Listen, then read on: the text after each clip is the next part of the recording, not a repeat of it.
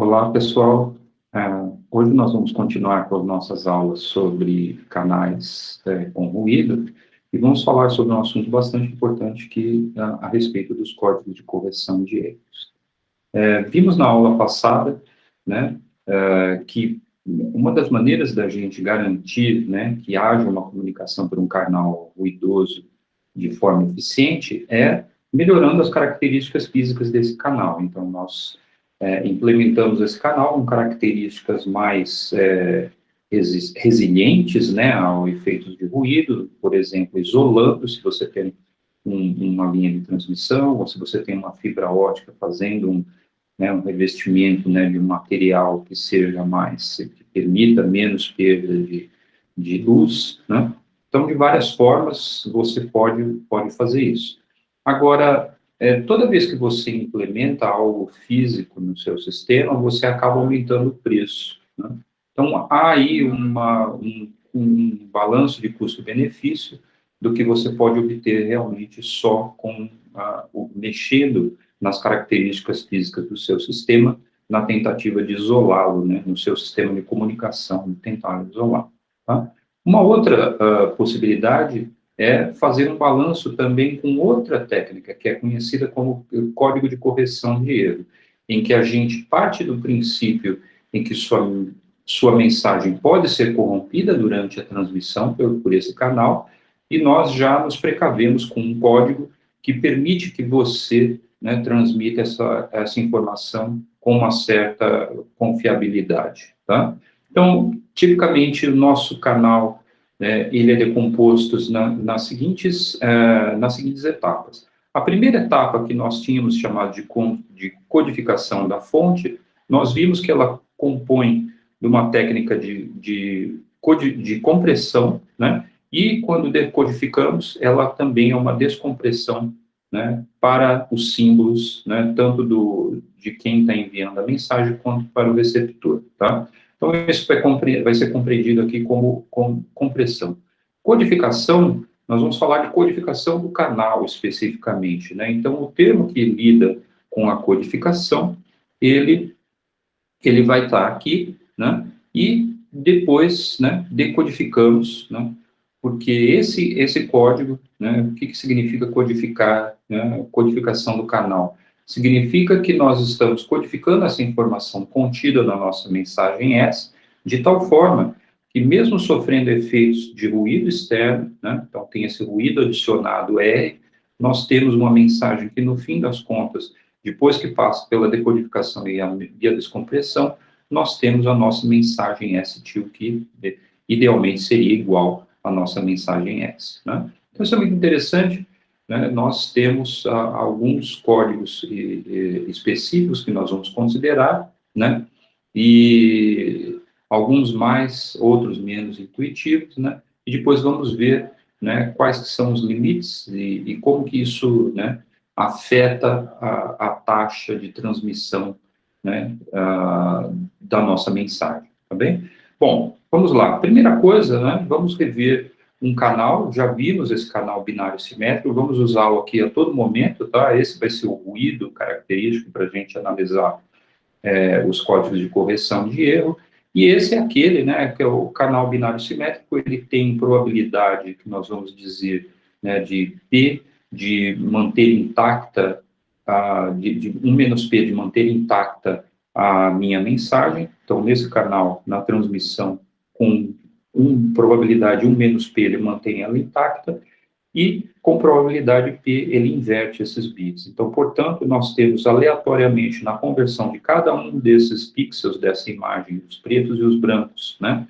E passando ele por esse canal individualmente, isso é importante, e reordenando na mesma ordem que nós recebemos, nós obtemos uma mensagem que, aleatoriamente, dependendo dela ter sofrido ou não, né, após a transmissão, ter sofrido o efeito do ruído ou não, com a probabilidade P, nós recebemos uma imagem borrada, né, que ainda está reconhecível, né, mas já vemos que ela sofreu bastante, né, bastante distorções aí, né, conhecido aí como o nosso ruído salt and pepper, ou ruído sal e pimenta, justamente porque a imagem fica salpicada de pontos pretos e brancos, tá? Então, como que nós podemos proceder, né, com um código simples para tentar prever esse tipo de erro e tentar corrigi-lo? Então, o primeiro, né, que vai ser conhecido é o mais intuitivo de todos, que é o código de repetição. Essencialmente, a gente faz isso, né, intuitivamente a gente faz isso no dia a dia. Quando você pergunta para uma pessoa alguma coisa e você não entende, né, o que você faz? Você pergunta novamente, né, e se você não entendeu ainda tudo, você pergunta novamente para ela repetir, e até que você, né, tenha compreensão, falar, agora entendi, mas você seletivamente está fazendo uma votação do que é realmente a maioria de todas as vezes que você ouviu essa pessoa, né, o que ela realmente estava querendo dizer. Então, é isso que você, quase que isso, né, um código de repetição. Essencialmente, você trabalha com a redundância dessa mensagem, você repete esses bits a serem enviados, cada um individualmente, né, e transmite eles individualmente. Como a gente tem a propriedade que o canal não correlaciona esses bits, cada um é enviado individualmente, vai ocorrer, né, erro em cada um deles individualmente, e lá no final, o que a gente faz para avaliar se teve erro ou não? A cada sequência repetida que corresponde ao mesmo bit de informação, nós, né, temos que ter uma sequência exata de bits ou em 0 ou em 1, só tem essas possibilidades. Se algum deles está invertido, ocorreu alguma inversão de bit, e aí a gente precisa analisar, né, o erro desse tipo de código. Então, vamos começar pelo caso mais simples possível, né, que é o código de repetição R3, em que para cada bit de informação, nós repetimos esse bit 3 vezes. Então, no caso da nossa mensagem, um bit vai ser codificado, então, com as possibilidades 0 ou 1. Se for 0, nós repetimos na nossa codificação T, 0, 0, 0. Se for 1, nós repetimos 1, 1, 1. Tá? Então, por exemplo, digamos que eu queira mandar essa mensagem, né, que é uma sequência, na verdade, de zeros e 1, 0, 0, 1, 0, 1, 1, 0, né, nessa forma. Então, como que ficaria a nossa codificação? Então, de acordo com o que está aqui a nossa mensagem, a nossa codificação simplesmente repete os bits. Então, eu tenho 0, 0, 0, 0, 0 novamente dos 3 zeros, tenho 1, agora eu fico com 3 uns, tenho 0, 3 zeros, e assim por diante, né? Para cada elemento da nossa mensagem, tá? Nós repetimos ele 3 vezes.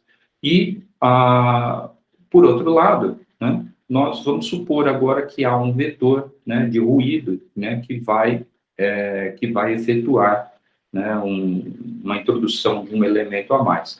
O mais interessante de tudo é que quando a gente considera o efeito do ruído, a gente pode considerá-lo como, né, um efeito mesmo como se fosse um vetor. A gente vai ver isso aí em mais detalhes depois, mas ele pode ser considerado, né, como um elemento adicional, né, porque simplesmente precisamos, por exemplo, aqui, né, nesse primeiro elemento, não ocorreu nenhum erro, porque eu tenho zeros adicionados, né? Mas nesse aqui, veja só que nesse terceiro bit dessa palavra aqui ocorreu, né? Ocorre uma inversão de bit, então significa que ele introduziu um, né? E outro lugar, por exemplo, que vai acontecer isso é aqui, ó, ocorreu uma inversão, né, desse bit, tá? Então nós invertemos um deles aqui apenas, tá? Mas olha só, né? Então, quer dizer, na verdade, né, não ocorreu a inversão desse, né, nós temos, na verdade, que isso está errado, né? Na verdade, ocorreu, né, a adição de bit, né, ocorre nessas duas posições, então, para o significado da mesma letra, nós temos duas possíveis inversões, tá? Então, na soma, aí sim, né, que nós dizemos que o bit foi invertido, porque a soma módulo 2, que é o que a gente está efetuando quando faz uma soma de números binários, ela, né, ela vai dar exatamente isso. Quando eu tenho 0 com 0, me dá 0, mas quando eu tenho 1 com 0, me dá 1, né? Então, portanto, a resultante, quando eu não tenho uma inversão de bit nenhuma, né, ocasionada por esse vetor aí de ruído, ela vai me dar exatamente o que eu tinha inicialmente. Mas olha só aqui, nesse caso que ocorreu né, um bit adicional, um foi invertido, então nós vamos ter, né, aí, na verdade, 001, né, do nosso recebido, né, lá na nossa, antes de decodificar.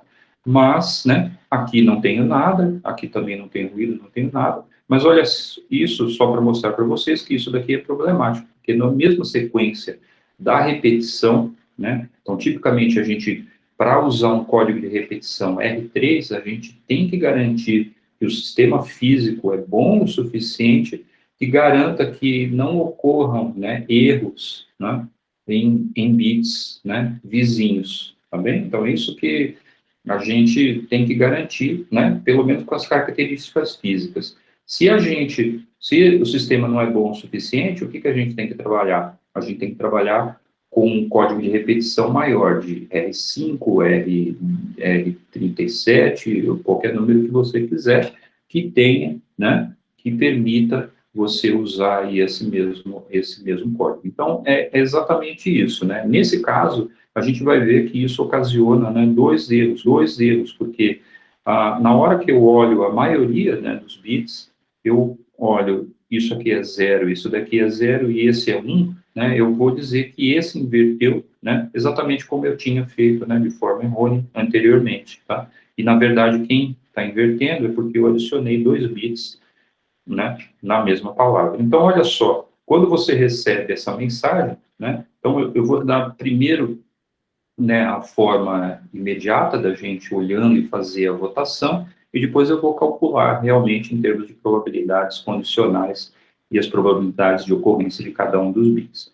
Então, aqui é imediato, que é 0, porque só temos 0. Aqui eu tenho 0, 0 e 1, né? Então, portanto, a maioria aí é 0, realmente eu identifico como sendo 0, aqui como sendo 0, aqui como sendo 1, aqui como sendo 0, né? Aqui, na maioria, né, eu observo 0, e aqui, né, 1, e aqui 0. Então, veja que a minha sequência de bits, ela está quase correta, que era a minha mensagem, isso aqui vai ser o S-til, mas veja só que a gente teve um erro aí, né? O erro ocorreu aqui, porque teve uma inversão do bit 1 para o bit 0, né? Porque nós, né, na verdade, o nosso sistema não é, né, ele é mais suscetível a erros de inversão de bit do que a gente pensa, tá bem? Então, isso tem que ser uma contrapartida analisada. Então, por exemplo, a nossa mensagem recebida, né, se a gente sabe que um bit apenas é muito, né, porque ele pode mudar totalmente o significado da mensagem como um todo, tá bem? Bom, vamos analisar então o erro, né? Como uma maneira de proceder de forma automática para a gente saber, né? Qual que, sem usar a nossa intuição direta aqui para o código de repetição. Então, como que isso, né? Como que é efetuado isso na prática? Então, cada um desses pixels dessa imagem é convertido em bits zeros e uns, né? De acordo com a sua, com o seu gosto, se você quiser chamar 0 dos pixels pretos e 1 dos pixels brancos, você pode, se quiser chamar o inverso, também pode, né, é uma convenção, mas o que é importante é que você repete cada um desses pixels, eles na sua mesma posição 3 vezes, no código R3. Então, essa é a nossa codificação. Agora, cada um desses bits, né, individualmente vai passar, né, pelo canal ruidoso, que vai introduzir um erro aleatório na mensagem. Veja que a gente faz a correlação dos pixels que estão na mesma posição correspondente na imagem 1, 2 e 3, tá? Obviamente, a gente não faz correlação com os vizinhos, temos que fazer, né? Então, se eu tenho o primeiro pixel, por exemplo, aqui, eu tenho que comparar ele com o primeiro pixel aqui e com o primeiro pixel aqui, né? E depois, na decodificação, a gente, pelo voto da maioria, nós obtemos a nossa mensagem, que, olha só, está mais bonita aí, né? Reduziu, né, o número de pontos com erros, mas veja, né, que ainda tem alguns erros. Nós vamos ver, né, e por que tem esses erros? Porque há uma probabilidade naquela sequência de 3 bits de ocorrer inversão de 2 bits, né? Se ocorrer inversão de 2 bits é um erro, E se ocorrer a inversão de 3 bits, né, que é possível também, mais erro é adicionado. Então, esses erros acontecem porque a gente imaginava que só acontecia inversão de 1 bit, enquanto ocorre inversão de 2 e 3 bits, tá? Então, como que nós vamos proceder com o cálculo? A análise de erros vai ser dada da seguinte forma. Então, vamos chamar, né, de que R aqui vai ser a nossa probabilidade do bit se manter intacto, 1 menos R é a probabilidade de ter inversão de bit. Na nossa codificação por repetição, nós, né, repetimos, copiamos esses bits em 0, 0, 0, 1, 1, 1, né, e passamos eles por esse canal, também com as mesmas probabilidades. Então, no caso, por exemplo, né, que nós tínhamos, né, uma palavra, por exemplo, vamos supor, né, uma probabilidade de receber y, e vou supor, por exemplo, né, que eu tenho, vamos supor que eu tenho, né, 0, 0, 1, 0, tá? Então, essa vai ser a minha sequência de símbolos recebidos para y, tá bem? Então, o que que a gente vai analisar, né? Eu vou analisar agora, né, cada um desses bits tendo recebido, né, as suas possibilidades de ser 0 ou ser 1, né? O que vai acontecer quando a gente recebe uma mensagem, ou um elemento, né, da sua mensagem, um bit, antes da decodificação, na sequência 0, 1, 0. Então, primeiro, o que ele vai significar? Primeiro, vamos supor que ele fosse, né, 0, porque a gente teve uma inversão de um bit, tá bem? O que vai acontecer? Eu tenho, se ele fosse 0, tá? É isso que está sendo computado aqui, então, meu x igual a 0, como que vai chegar a minha mensagem? Se ela chegou dessa maneira, então, necessariamente eu tive 2 bits que se mantiveram intactos, tá? Então, probabilidade, né, foi R ao quadrado, é a probabilidade dele se manter intacto, e uma inversão que foi dada por 1 menos R, tá? Então, menos R é a probabilidade de inversão de bit, como só tem um bit, né, e se eu tivesse recebido, né, tivesse 0 em x, quando a gente codifica o x, vai dar 0, 0, 0, né? Então, as únicas possíveis condições, situações são 0, 0, 0 ou 1, 1, 1. Essa aqui não existe em x, né? Só vai existir depois da soma do erro, né? Da ocorrência do erro, da inversão de bit, tá bem? Bom, por outro lado, né, se x fosse 1, olha só que interessante, se x fosse 1 e nós recebemos essa quantidade, o que vai acontecer? Na verdade, eu estou sabendo que ocorreu a inversão de 2 bits, né, porque necessariamente eu teria 1, 1, 1, e estou recebendo 0, 1, 0, portanto, esses daqui inverteram, eu tenho probabilidade de inversão 1 menos r ao quadrado, né, e um deles se manteve intacto corretamente, então eu tenho R. Então, essa probabilidade vai ser muito importante para a gente, porque, na verdade, a probabilidade que a gente está preocupado não é essa probabilidade aqui, mas a nossa probabilidade posterior, ou seja, né, a nossa probabilidade de que a mensagem era um determinado valor de x, né, ou 0 ou 1, dado que eu recebi um determinado valor de y, né? É isso que é o voto da maioria, tá? Que nós vamos introduzir aqui pela, né, inferência aqui de Bayes, né? Então, a fórmula de Bayes permite isso, então nós temos a probabilidade posterior em função da nossa probabilidade anterior, que já está aqui, tá? E a nossa probabilidade de ocorrência de x e probabilidade de ocorrência de y, que a gente já sabe o truque, que a gente não sabe, né, de forma geral, mas a gente já sabe que basta, né, introduzir a soma de todos os possíveis x, x0 e x1, e somar, e nós temos, portanto, essa probabilidade, né, de forma conjunta aí, né, para x igual a 0 ou x igual a 1, tá bem?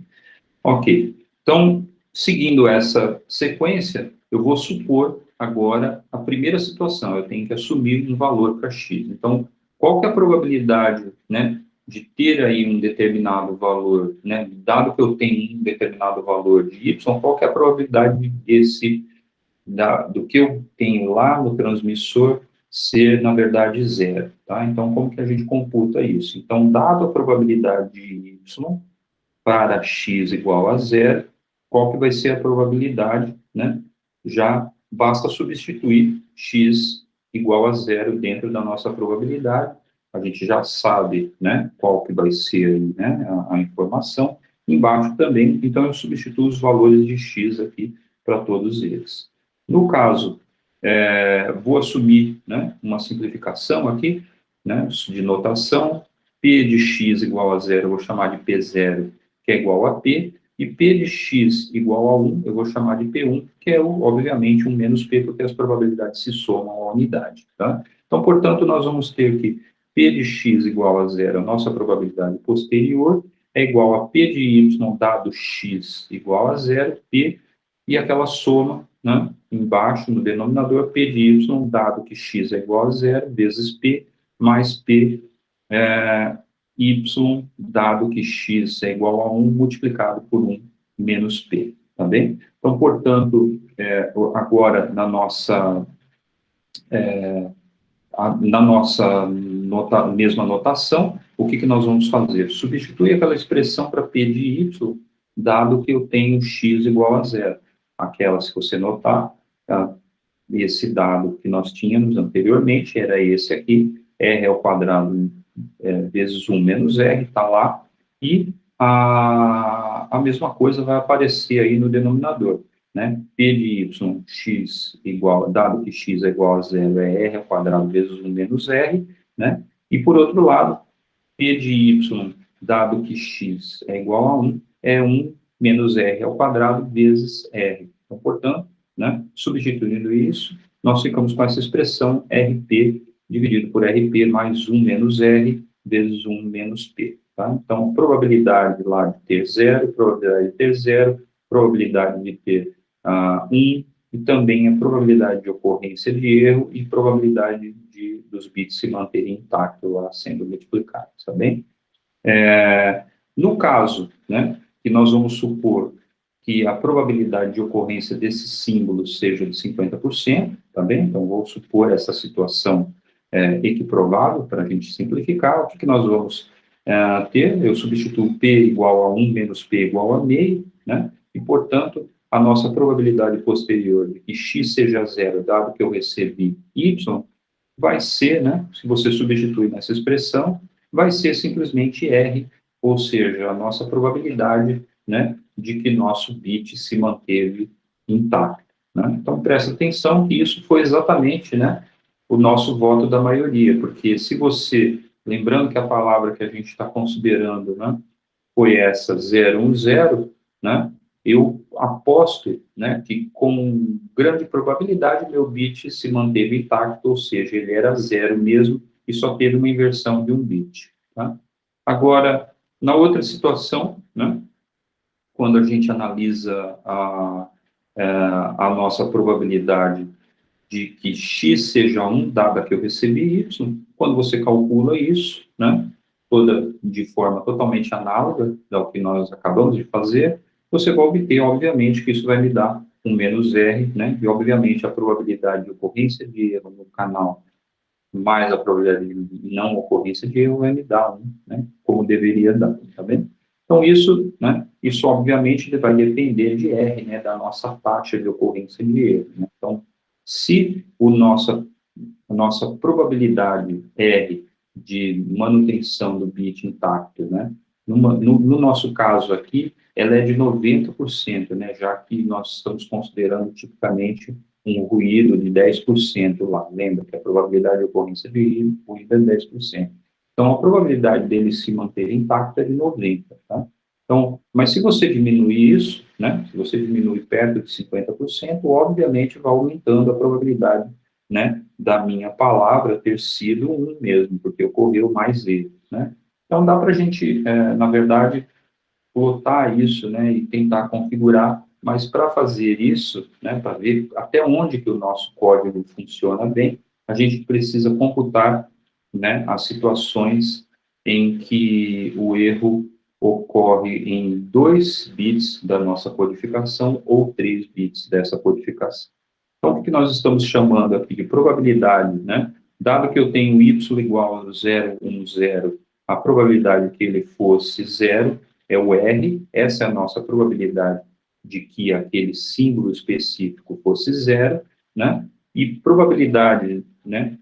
Tendo no nosso, antes de decodificar, 010, a probabilidade que ele fosse 1, simplesmente é 1 menos R, essa é a nossa probabilidade aí associada àquele elemento, é onde a gente faz, né, numericamente, vamos dizer, em termos de cálculo, a nossa votação, tá? Então, basta você pegar essa probabilidade, você vai ter de forma automática, né? Você não precisa ficar checando todas as vezes, você pode pôr no seu computador e você consegue decodificar, tá bem? Mas se você tiver, né? Então, só uma análise antes da gente falar dos dois de erros de dois bits, né? De inversão de 2 bits e 3, né? Se a gente fizer essa probabilidade, né, de inversão de bit em torno de 10%, nós sempre vamos ter que a probabilidade, né, do bit se manter intacto, que era nessa situação o zero, é maior do que a probabilidade dele ser bit e, portanto, né, aí está a votação. Tá bem? Então, é feito dessa forma.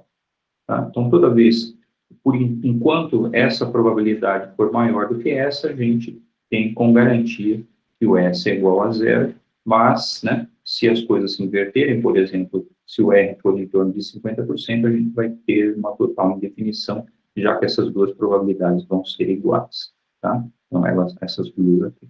Bom, então, né, o que nós temos como garantia, né, que essa, né, mensagem que nós quisermos, né, transmitir, ela era, né, S igual a zero com alta probabilidade. Bom, agora vamos computar os erros. Então, primeiramente, o que nós temos que computar, né? Aquele código, como nós vimos, né, ele tem, sempre que você tiver inversão de 2 bits, né, você vai ter erro. Né? Então, ele pensa, você sempre está pensando que a inversão de bit que ocorre naquela sequência que você repetiu, naquele bit que você repetiu, ela não vai acontecer nessa sequência, ela pode acontecer no próximo bit, né? Tá? Mas se ela ocorrer ali, isso vai ser um erro, né? Naquela sua estratégia, né? Ou código, né? De prevenção de erro. E isso vai te dar, né? O número possível de arranjos que você tem em que você tem inversão dos 3 bits. A probabilidade de ocorrer inversão nos 3 bits desse seu código, né? Dessa sequência, é nada mais do que 1 menos R ao cubo, né? E eu fico com um binomial de 3, né? Obviamente, né? Isso vai me dar 1, tá? Para essa situação, tá? Então, é indiferente. Mas, para o caso de 2, não, né? Nós temos o binomial de 3 e 2, né? E fico com probabilidade de ocorrência de inversão em 2 bits, ou seja, 1 menos R ao quadrado, vezes R, porque eu tenho probabilidade de um deles ficar intacto, né? E com esse binomial eu estou contando todas as possíveis permutações desse que se mantém intacto, tá? Nas 3 possibilidades. Então, portanto, né, o que vai acontecer? A nossa probabilidade de ocorrência de erro no código é 1 menos R ao cubo, ou seja, quando ocorre inversão de 3 bits, e todas as possibilidades de inversão de 2 bits, 3 vezes 1 menos R ao quadrado vezes R, tá? Então, no caso em que a nossa probabilidade de erro, né, era lá de 10%, né, ou seja, 1 menos R vai ser 0,1, nós temos agora que a nossa probabilidade de erro, basta substituir, né, o valor de 1 menos R ali, nós vamos ver que a probabilidade de erro é de 0,028, ou seja, era 10%, passou agora com o código a ser 2,8%. Né? Legal, né? Significa, né? Se essa probabilidade de erro ela é menor do que a nossa probabilidade original, né, de ocorrência de erro com o canal sem o código, significa que o nosso código está funcionando muito bem. Tá? Existe uma contrapartida disso, que é o fato de que para mandar um bit de informação, né, com uma probabilidade de ocorrência de erro menor, nós tivemos, né, que mandar 3 bits. Tá? Então, nós dizemos que a taxa de transmissão, né, o custo agora dessa transmissão é que a cada bit de mensagem que enviamos, nós temos que enviar 3, ou que a taxa, que nós vamos chamar de R, é igual a 1/3. Tá? Então, isso é muito importante, né, em termos de código de correção de erro, porque não basta só você diminuir o erro, você tem que computar também a taxa, né, com que você manda. Tipicamente, né, nós vamos ver, né, quando isso ocorre. Então, se a gente plotar aqui agora essa função, né, da probabilidade de erro do código em função da nossa probabilidade de ocorrência de erro no canal, né, que eu estou chamando aqui, né, de 1 menos R, e comparando ela com a própria probabilidade de ocorrência de erro do canal, que é 1 menos R também, né, plotado em azul, então por isso que nós temos uma reta, você vê que nessa curva preta, nós temos aí a probabilidade de ocorrência de erro, né, para esse nosso código. E no caso do R3, né, veja que eles saem do mesmo ponto, obviamente, quando a probabilidade de ocorrência de erro é zero, né, o meu código também não vai ter uma eficiência maior, mas conforme a probabilidade de ocorrência de erro do canal vai aumentando, nós temos, né, que o nosso código de correção, ele melhora bastante isso, né, a probabilidade de erro, porque ele diminui, né, essa probabilidade de ocorrência de erro, né. Ele começa a ficar pior quando, né, nós chegamos perto aqui da probabilidade 1 menos R, ou R, né, se você quiser dizer, 50%, né, porque aí a gente está na pior situação possível desse canal, né, ele introduz um erro de uma maneira totalmente indeterminada. Ele tem 50% de chance de introduzir o erro e 50% de não. Então, a gente não tem nenhuma informação prévia, né, sobre esse canal. Nós estamos na pior situação. Então, portanto, o nosso código de correção de erro, né, não ajuda nada. Tá? Então, a probabilidade é a mesma. E pior ainda, né, se a gente começa a ter, né, mais erros, ou seja, se a probabilidade de ocorrência de um erro passa de 50%, a situação vai ficar pior e o nosso código ele é pior, né, ele introduz mais erros, né, porque justamente você está contabilizando, né, você acha que ele inverteu só um bit, ele tem, né, probabilidade de inversão de 2 bits e de inversão dos 3 bits, tá? Então, nessa região, ele é muito pior, tá bem? Então, a gente, né, tipicamente, garantimos que temos um código de correção de erro eficiente, que dizemos, né, quando a probabilidade de ocorrência de erro com o código é menor do que a probabilidade de ocorrência de erro sem o código, tá bem? Isso para por aí? Não. Como eu falei, você pode, né, utilizar códigos de repetição mais longos. Então, um código de repetição R5, por exemplo, o que vai acontecer com ele? Se a gente plotar, né, nessa figura a probabilidade de erro versus a taxa de transmissão, tem uma figura bastante interessante, que nós vamos discutir sobre ela aqui, e é essa daqui. Então, no caso do código de repetição R3, nós conseguimos reduzir a 0,2028 ou 2,8% aqui, tá? E vimos, né, que para essa redução, nós mandamos, né, na taxa de 1/3, né, de bits, ou seja, para cada bit enviado de verdade, né, de informação, nós temos que enviar 3. No código R5, a gente consegue diminuir bem essa probabilidade de ocorrência de erro, tá? Mas, tá, o que vai acontecer, né, a nossa taxa de transmissão também vai diminuir, ela vai para 1/5, ou seja, cada bit de informação enviado, eu tenho que, na minha codificação, gastar, né, 5 bits, né? E, por exemplo, aqui eu estou mostrando para vocês o R61, por exemplo, eu pego 61 bits, né? Repito, a cada bit daquela nossa mensagem, eu repito ele 61 vezes, né? E, obviamente, o erro aqui vai ser muito pequenininho, ó, quase zero, né? Se a gente for aqui nesse plot, que é a mesma coisa, mas agora, né, em escala logarítmica, você vai ver que ele dá 1 vezes 10 a menos 15, né? É muito pequenininho, mas Outra coisa que é muito pequena também é a taxa de transmissão, porque aqui a taxa agora é 1/61, né?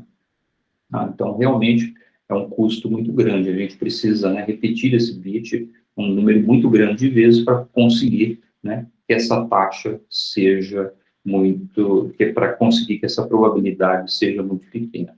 Será que existem códigos melhores? A resposta é sim, né? Então, cada caso tem que ser analisado. Então, um caso típico, né, quando você começa a aumentar o número de códigos aí, de elementos na sua repetição, um código típico são os códigos de blocos que são amplamente utilizados. Eu não vou mostrar, né, todos, existem algum capítulo, se eu não me engano, no próprio Desurvir, tem um capítulo especial sobre esses códigos e outros livros, né, eu não vou tratá-los, o nosso curso é introdutório, mas nós vamos falar de um código bastante importante, né, que é o mais elementar aí de código de blocos, que é o código de Hamming.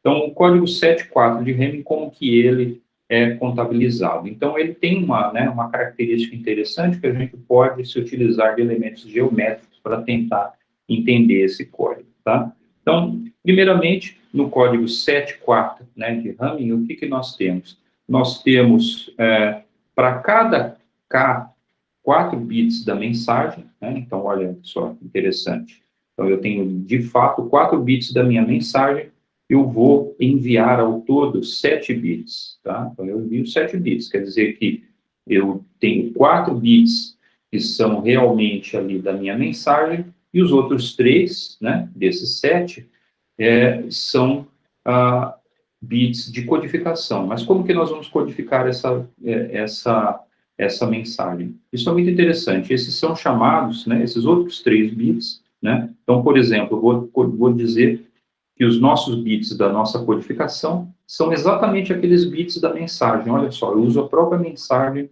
né, na minha codificação. Então, lembra, o símbolo T representa a minha codificação. Então, do bit 1, né, na sequência até o 4, ele compõe, né, a nossa codificação de 1 até 4, né, T de 1 até 4. Tá? E dos bits de 5 até 7, ou seja, 5, 6 e 7, são chamados de bits de paridade. Tá? Então, isso é muito interessante. Então, como que a gente faz? Primeiramente, né, vou codificar os nossos elementos, já estou escrevendo eles aqui só para deixar claro, né, em termos do que é, de fato, a mensagem, e eu ordeno sempre nessa forma, S1, S2, S3 e S4. E depois, na sequência, eu completo com os bits de paridade 5, 6 e 7, né? E agora, vamos supor, né, que a nossa mensagem, tá? Para a gente supor como exemplo, ele seja essa daqui, a sequência 1, 0, 0, 0. Então, vamos começar, S1, né? É esse aqui, primeiro, ele vai ser 1, tá aqui, né? A S2 é 0, tá aqui. S3, né, é 0, tá aqui. S4 é 0, está aqui. E o que significam esses bits de paridade? Isso que é muito interessante. Eu tenho que colocar um bit com um valor 0 ou 1, né, para completar a paridade aí dentro, né, de cada um desses círculos, tá? Então, todos esses círculos, né, em cada círculo, você tem que ter uma paridade, né, par, tá? Então, por exemplo, aqui, né, nesse caso aqui, nós temos tanto o S2 quanto o S3 quanto o S4, 0, né, já é um número par, né, portanto, né, basta somar 0 para manter a paridade dele. Mas olha aqui eu tinha 1, 0, né, e 0, tá? E, portanto, para manter uma paridade par, eu tenho que somar mais um bit, então, portanto, meu bit de codificação, o 5, vai ser 1, tá? E mesma coisa para o 6, né? Porque eu tenho 1, 0, 0 aqui, nesses elementos, tá? Então, eu somo 1 justamente para manter essa paridade, né? É interessante que isso funciona, né? Tá bem? Porque nós vamos ver algumas situações, né, que são chamadas, né, de situações aí típicas, né? E onde nós recuperamos o que é chamado de síndrome. Então, deixa, né, na nossa codificação, a gente vai ter aí, né, então, esses bits, tá? Então, temos 3 exemplos, né, de A, então, tipicamente, na nossa codificação, está aqui, né, estão alinhados de 1, 2, 3, 4, 5, 6 e 7, mas aí, né, vou supor, né, que houve, né, eu estou identificando com esse asterisco, né, uma identificação aí de uma palavra, né, de um elemento que sofreu inversão de bit, né, se você comparar, o nosso original era esse aqui, né, que está aqui, e o que aconteceu aqui que houve uma inversão de um bit, tá? Então, nesse bit que foi invertido, o que vai acontecer? Presta atenção que se eu somar a paridade agora desse círculo em que ele está contido, essa paridade está errada, né? Ela me dá ímpar. Então, eu sei que tem um bit ali problemático, tá? E que mais, né? Mas se eu olhar aqui, né? Eu sei que nesse círculo aqui também tem uma inversão de paridade, eu tenho uma paridade ímpar, tá? E nesse outro eu não tenho. Então, nesse daqui, né, a gente continua, né, com o bit com a paridade intacta, então o que eu sei? Eu sei que o erro não aconteceu em nenhuma intersecção com esse círculo aqui. Portanto, ele necessariamente tem que estar na intersecção, né, desses dois círculos, ou seja, né, eu identifico a posição, vou apagar, né, eu identifico essa posição realmente como sendo a posição de intersecção entre sendo os dois círculos, tá? Então, a gente pode fazer visualmente, depois a gente vai aprender como faz isso matematicamente, tá? No caso C, aqui, o que nós temos? Nós tivemos uma inversão de bit, né? Aqui, ó, tá? Então, o nosso bit a ser invertido foi o bit justamente o que nós codificamos a paridade, que é o 5, né? E ele inverteu de 1 para 0. Então, o que a gente olha? Quando eu olho aqui nesse círculo, a paridade está ok, né? Então, está ok aqui. Quando eu olho nesse círculo, eu sei que ela está ok, mas nesse não, né? Nesse aqui, a paridade é ímpar, portanto, só há uma possibilidade, que esse bit, né, inverteu, bem? Bom, né, outro problema, né, onde que a gente pode também computar? Por exemplo, se acontecer aqui, ó, né, vamos supor agora que o nosso bit, aquele que codifica, né, o terceiro elemento, ele inverteu. O que vai acontecer? Agora você analisa a paridade dos três círculos, né, ela dá errado, tá?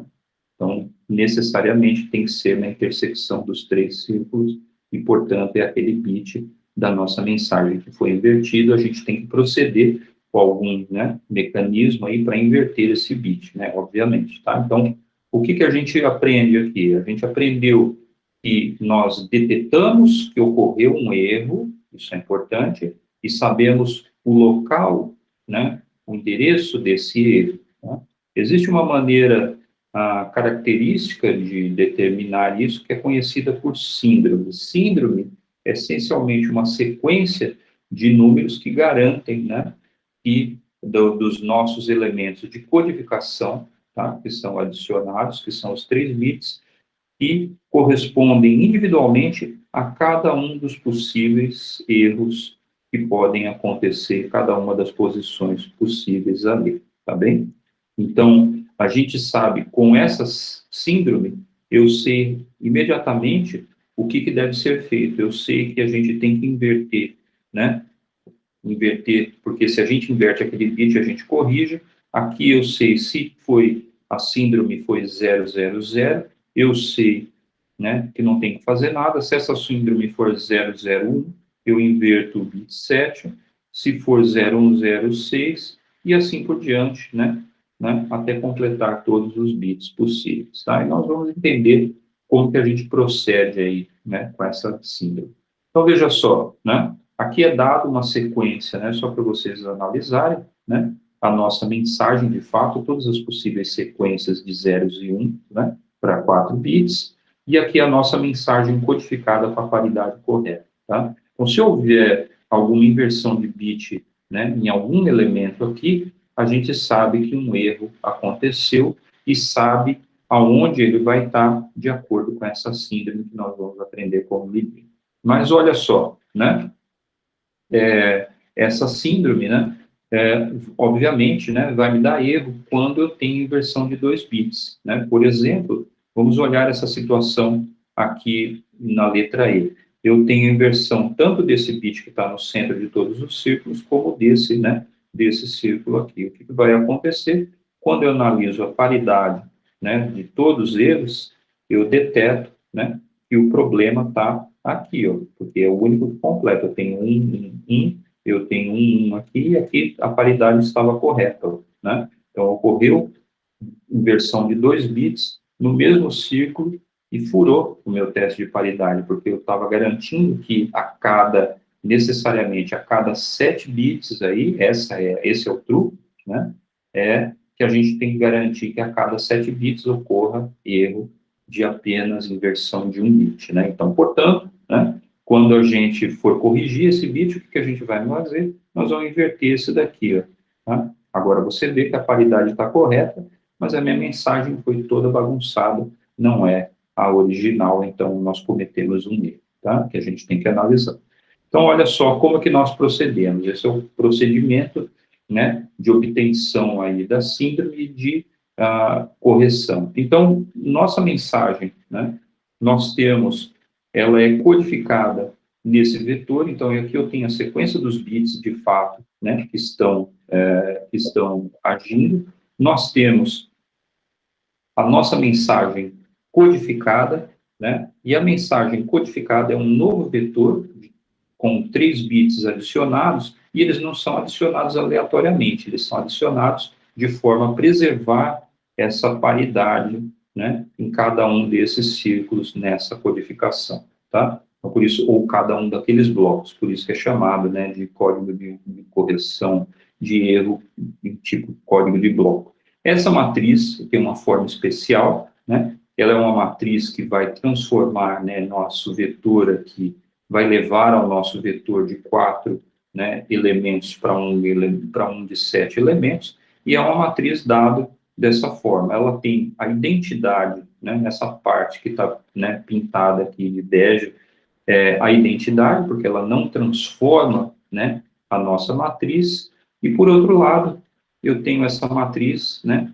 que vai ser a minha matriz de paridade. Então, ela vai introduzir a paridade correta de acordo, né, com o tipo de sequência que nós temos aí na nossa mensagem, tá bem? Então, isso é interessante. Bom, quando nós temos, né, só um detalhe, né, quando nós fazemos, né, todos esses procedimentos, né, de soma de bits, né, nós fazemos uma soma módulo 2, né, que significa, né, que quando eu tenho 0 mais 0, eu tenho 0, 1 mais 1, eu tenho 0 também, tá? Tem uma inversão daquele bit. Quando eu tenho 1 mais 0, eu tenho 1. Quando eu tenho 0 mais 1, eu tenho 1 também, tá? Então, guarde isso, né? Nós já usamos anteriormente, né, na soma do vetor de erro, mas nós vamos usar novamente aqui, né, agora, tá? Então, o nosso ruído, né, como que fica, né? Então, originalmente, né, se a gente pegasse especificamente uma sequência aí de bits, né, então essa aqui é a sequência que a gente vai analisar, essa sequência, né, de bits, quando nós introduzimos um bit aí de inversão, aliás, eu marquei o errado, o bit, né, a sequência que está sendo marcada ali é essa daqui, quando nós adicionamos, né, os bits de paridade, né, são esses aqui, basta você jogar naquela matriz, você vai ver, né, que vai dar certo, então eu tenho 1, 0, 1, mas agora eu vou dizer que tem um vetor, né, de ruído que foi adicionado, ocorre uma inversão de bit no segundo, né, bit aí, tá? Então, quando você faz isso, soma módulo 2, perdão, você vai ficar com 1, 1, 0, 0, 1, 0, 1 na nossa matriz. Bom, a nossa matriz transposta de G, que é exatamente aquela matriz que nós, né, tratamos aqui, ela é dada como aquele I, né, a matriz identidade de 4 por 4, vezes a matriz de paridade, né, a nossa codificação foi essa aqui, ó, T a nossa matriz de codificação multiplicada pela nossa mensagem original, tá? E agora, né, eu vou dizer que a nossa síndrome vai ser essa sequência de 3, né, números aqui, 3 bits, na verdade, que vai indicar a posição, né, de onde está ocorrendo, né, ou que ocorreu um erro, né, se ocorreu um erro e aonde ele ocorreu. Como que a gente faz isso? O código de correção agora a gente faz processo de decodificação. Basta, né, supor aí essa matriz, que é a nossa matriz de paridade, tá, agora, né, em uma posição, então, veja que ela está, né, assim, eu tenho uma matriz de paridade, que é uma matriz 4 por 3, né, ou, perdão, 3 por 4, né, e eu tenho a nossa matriz de identidade agora, I3, escrita dessa forma. E como que ela deve ser, né? Eu tenho que ter essa matriz de tal forma que, quando eu multiplico essa matriz H pela nossa mensagem codificada, G de T, acrescida ali, né, do ruído ou não, eu tenho que ter 000, um vetor, né, resolvido em zero no final, tá? Simplesmente. Isso significa o quê? Que eu tenho que ter necessariamente, né, H, né, lembra que o nosso T não é nada mais do que G transposto vezes S, então eu só consigo transformar aquele vetor S, que é o da nossa mensagem original, se e somente se a nossa multiplicação da matriz H pela G transposta for uma matriz que leva, né, a zero, tá? Então, nós dizemos que essa transformação leva a zero. Então, prestando atenção nisso, né, nós temos que o nosso vetor, né, que adicionou a nossa mensagem, então, a nossa mensagem está aqui, mais o vetor de ruído, que eu vou chamar de N, como que ele se caracteriza? Ele se caracteriza como sendo a nossa codificação, né, G transposto, sobre S vai dar a nossa codificação, T, mais o vetor de ruído. Então, agora, quando eu atuo, né, isso é interessante, né, quando eu atuo aquela matriz R sobre a nossa mensagem codificada mais o ruído, ele vai retornar HG transposto, que nós já vimos que dá a matriz, né, que vai dar zero, é isso aqui, tá bem? E temos, né, que ele também dá HN, né? Também, peraí, mas isso não estava computado ainda, mas HN, né, vai ser uma transformação dessa matriz, dessa aqui, no nosso vetor de ruído, que é um vetor com 7 posições também, né, perdão, esse aqui, né, que compõe, né, a adição ou não de bits, indicando inversão de bit daquele bit correspondente nas 7 posições dessa sequência. Então, portanto, né, quando você obtém isso, você vai obter um vetor, né, coluna, que é justamente o nosso vetor de síndrome, né? Esse vetor Z, ele vai indicar que ocorreu um erro e indica a posição. Então, portanto, né, isso é interessante, olha só, o H, já que H, né, onde foi parar esse aqui? G transposto, ele é igual a zero, então ele já foi embora, tá? Eu estou só computando esse. Então, significa que se H, né, essa matriz H atuando nesse vetor N, né, vai me dar a síndrome, significa que se eu atuar a inversa de H menos 1, em Z, eu obtenho, né, o meu vetor aí de ruído, eu sei exatamente a posição, né, em que ele ocorreu. Tá? Então, refraseando tudo isso que a gente falou, o vetor de síndrome é aquele em que eu atuo essa matriz aqui, que é a nossa matriz de decodificação, e ele vai me indicar, né, a posição, né, que nós indicamos aqui, ó, tá?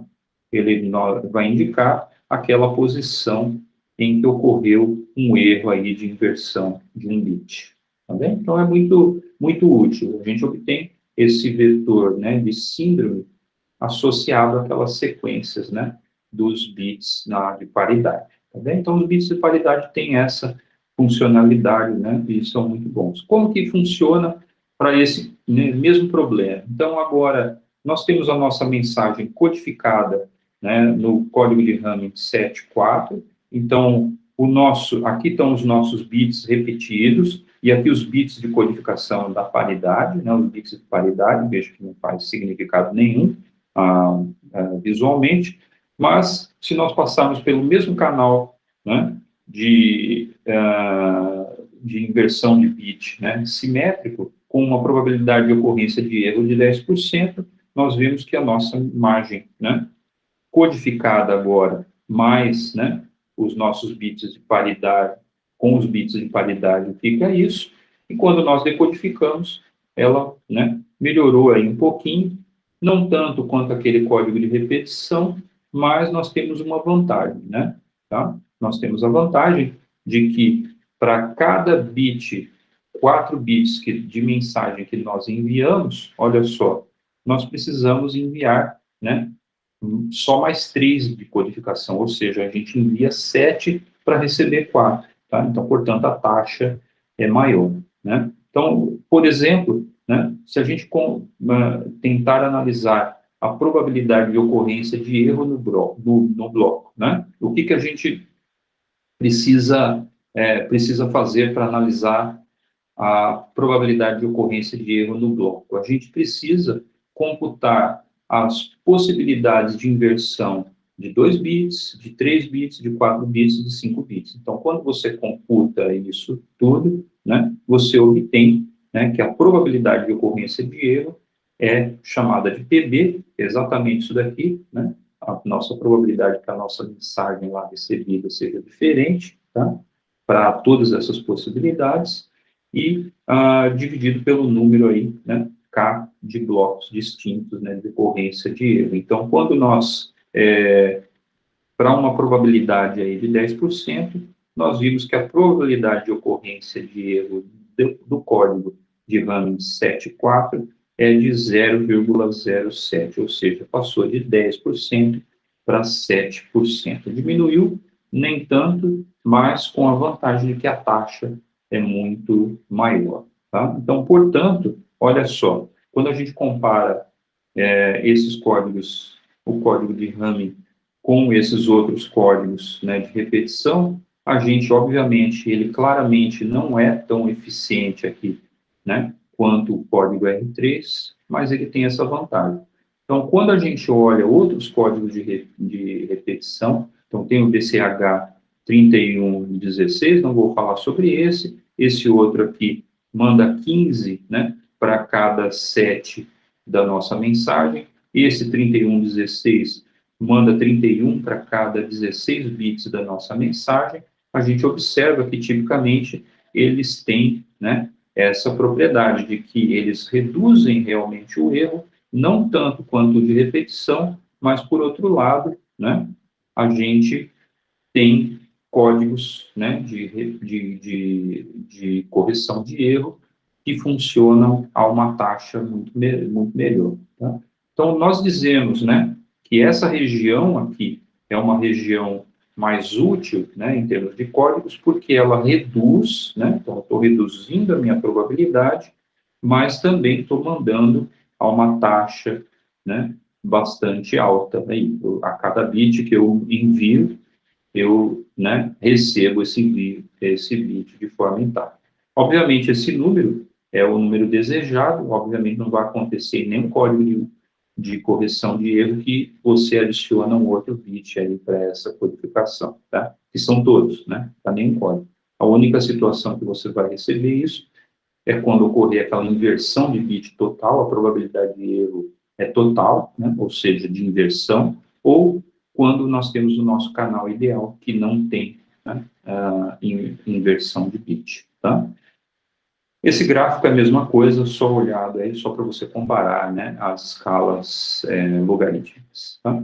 Então, pergunta, né, que nós podemos fazer, é, né, uma pergunta que já era feita, né, anteriormente, né, o próprio Shannon respondeu isso.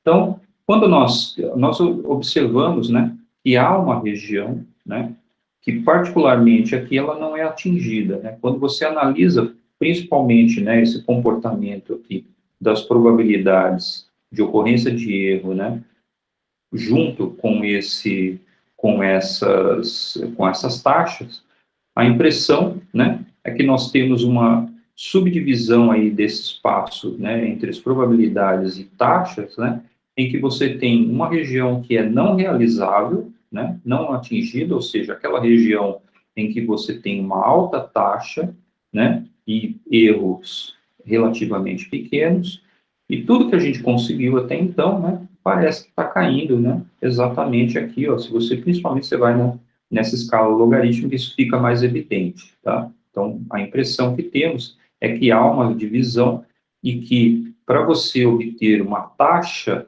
né, de erro, né, muito pequena, necessariamente você precisa, né, né, uma probabilidade de erro muito pequena, necessariamente você vai obter uma taxa de transmissão pequena também, né? A grande diferença e o grande resultado do Shannon é que, na verdade, né, não, isso que eu falei, né, não se realiza. Na verdade, a gente consegue mandar sempre, né, a uma taxa, tá, que seja caracterizada, na verdade, ela vai ser caracterizada, né, vai ser sempre menor ou igual, né, à nossa capacidade do canal, tá? Isso, né, isso é muito importante, né? Então, nós caracterizamos lá a capacidade do canal pela nossa maximização da informação mútua, né, da fonte e do receptor, né, maximizando a distribuição de probabilidade lá inicial dos bits 0 e 1, né, na fonte. E vemos que ela aparece, né? Então, o teorema de Shannon, né, da codificação do canal, né, com ruído, é exatamente isso.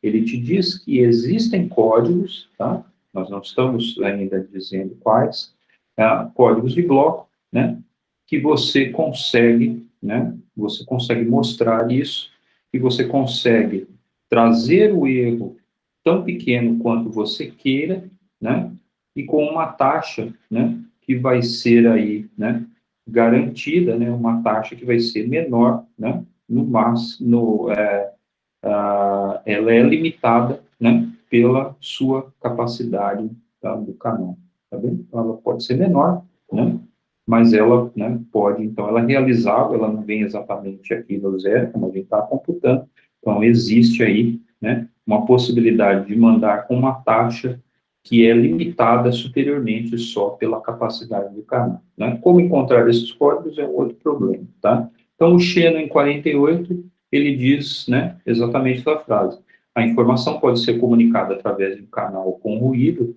a uma taxa diferente de zero, com probabilidade de erro arbitrariamente pequena, tá? Então, é isso que acontece, na verdade, né, nesse espaço. Então, você tem códigos, né, a região que realmente nós atingimos e uma região, né, que não é atingida porque ela viola aí, né, essa desigualdade com relação à taxa de transmissão, né, são taxas de transmissões que são maiores do que a capacidade do canal. Então, esse é o resultado mais importante, né, desse curso, né, que a taxa, né, de transmissão de bits, você não vai encontrar códigos de correção de erro, tem uma taxa maior do que a capacidade desse canal, tá bem? Bom, o teorema é dado dessa forma, né? Nós não vamos mostrar hoje. Na aula que vem, eu vou fazer a demonstração mais formal, né? Sempre alternando assim as aulas, para não ficar muito cansativo. Então, por hoje é só. A lição de casa é exatamente essa, né? Que você consegue transmitir informação por um canal ruidoso, né? Com uma taxa que vai ser menor ou, no máximo, igual à capacidade do canal. Tá bem? Bom, então, só isso. Até a próxima aula.